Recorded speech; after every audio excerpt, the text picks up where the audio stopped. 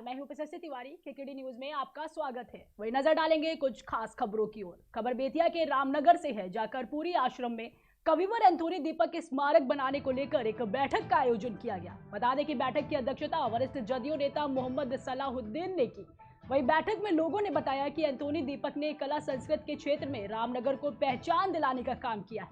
साथ ही कविवर एंथोनी की रचनाएं एक अनमोल धरोहर है। ऐसे व्यक्ति की प्रतिमा निर्माण किया जाना जरूर चाहिए।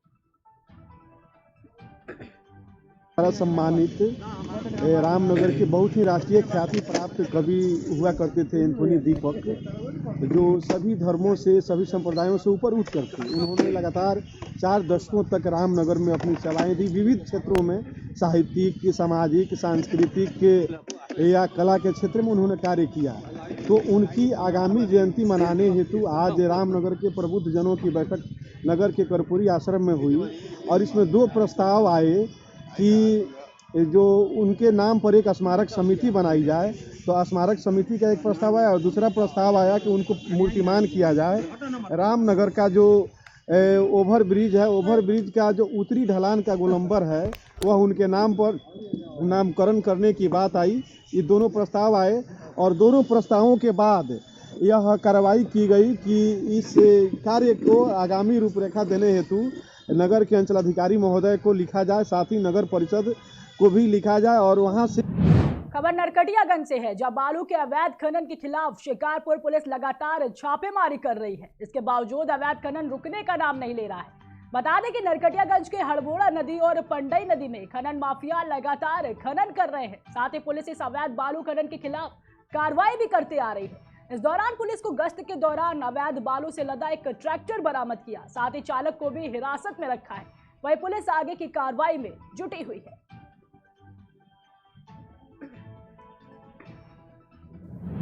खबर कन्नौज से है, जहां ऐतिहासिक सिद्धपीठ मां फूलमती में चल रहे सचंडी महायज्ञ के साथ हो रही रामकथा के अंतिम दिन सपा के राष्ट्रीय अध्यक्ष अखिलेश यादव ने पहुंचकर दरबार में माथा टेका है।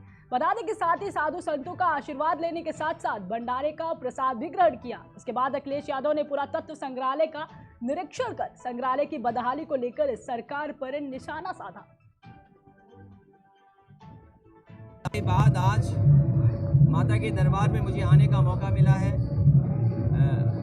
हमारी कामना है कि प्रदेश और देश तरक्की करे, समाज में सौहार्द और भाईचारे का माहौल और समाज हमारा एक गुलदस्ता की तरह जहां अनेक जाति धर्म के लोग मिलकर के एक साथ रहें। यही हमारी माता रानी से कृपा कामना है कि उनकी हम लोगों पर कृपा बनी रहे। भैया, सरकार लगातार बिजली पे अब रेट बढ़ाने की तैयारी कर रही है। देखिए, इस सरकार को सरकार मत मानिए। इस सरकार को उद्योगपतियों का, बड़े बड़े उद्योगपतियों का, उनके संगठन के सहयोग करने वाला संस्था मानिए। सरकार की जिम्मेदारी बनती है कि गरीब की मदद करें, किसान की मदद करें, मजदूर की मदद करें, महंगाई कैसे कम हो, बेरोजगारी कैसे कम हो। लेकिन ये सरकार ऐसे समूह की मदद करती है जो बड़े पैसे वाले लोग हैं। ये बड़ों लोगों की सरकार है, ये गरीबों की सरकार नहीं है। एमएलसी चुनाव में भाजपा ने अपने कैंडिडेट उतार दिया कि सपा ने 5 सीटों पर समाजवादी पार्टी के कैंडिडेट उतर गए हैं।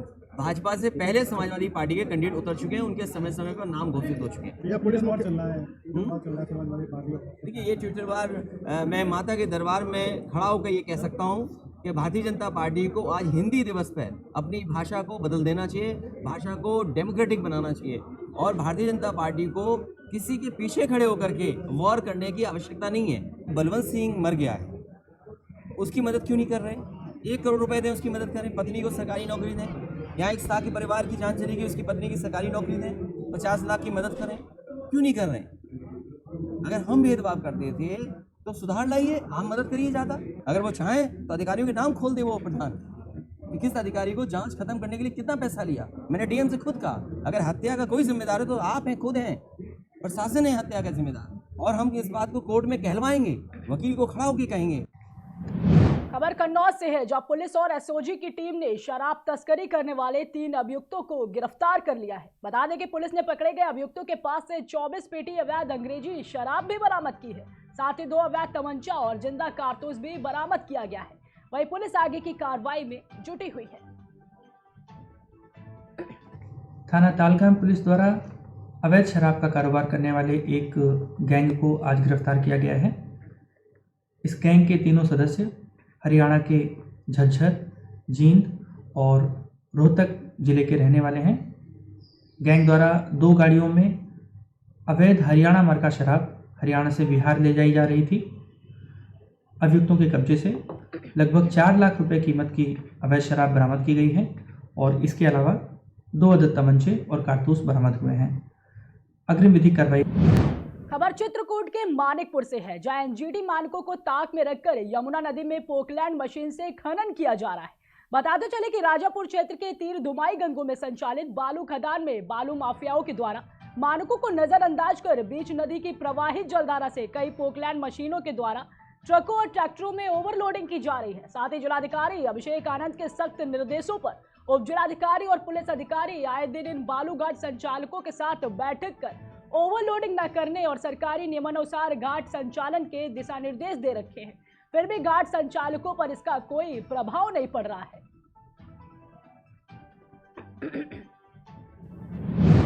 बिहार में शराबबंदी के बाद से धंधेबाज शराब तस्करी को लेकर अक्सर नए नए तरीके अपना रहे हैं। इस बार भी उत्पाद विभाग की टीम ने मुजफ्फरपुर में कुछ ऐसे ही नायाब तरीके का भंडाफोड़ किया है।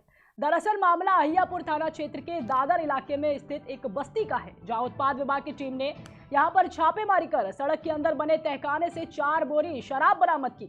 जब्त शराब 80 लीटर की है या अलग अलग ब्रांड की बताई जा रही है। वहीं पुलिस मामले की जांच पड़ताल में जुटी हुई है। अहियापुर थाना क्षेत्र के दादर गांव में कार्रवाई की गई, जहां एक बस्ती की गली में सड़क के नीचे एक तहखाना बना हुआ था और उसमें भारी मात्रा में विदेशी शराब छिपाया गया था। गिनती करने पर शराब 80 लीटर के करीब पाई गई, जिसमें ब्लेंडर, स्प्राइट, इंपीरियल ब्लू और मैकडावल जैसे ब्रांड थे। कोई गिरफ्तारी हुई?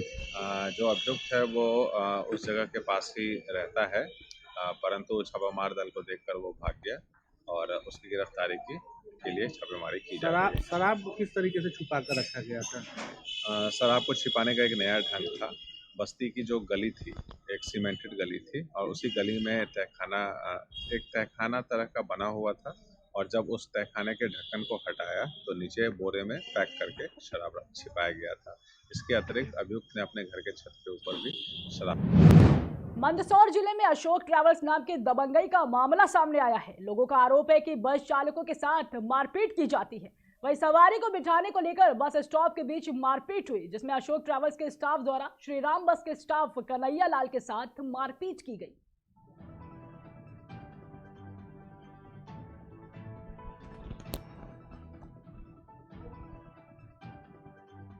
सुबह अभिषेक बस के मालिक के स्टाफ और अशोक बस के स्टाफ के बीच विवाद हुआ था सवारी बिठाने के मामले में। उसके बाद में थाने पर जाकर रिपोर्ट करवाई है।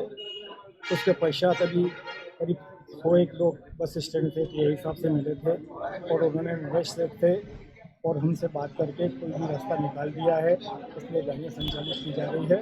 और अब आगामी समय में न तो अशोक बस वाले लोकल सवारी बिठाएंगे और नहीं ये कोई विवाद करेंगे। अगर इसका विवाद होता है तो वीडियो बनाकर माननीय टीआई साहब को प्रस्तुत करेंगे, कार्रवाई की जाएगी। सवारी बिठाने को लेकर 2 बस में विवाद हुआ था। उस विवाद को लेकर के बस मालिक और जो चालक थे वो उपस्थित हुए थे, उनसे चर्चा कर ली गई। उनकी समस्या का निराकरण प्रारंभिक तौर पे कर दिया गया है। आगे जो समस्या होगी उसका निराकरण एफआईआर अभी तो उन्होंने आवेदन दिया, उस पर कार्रवाई कर देंगे जैसा उसमें।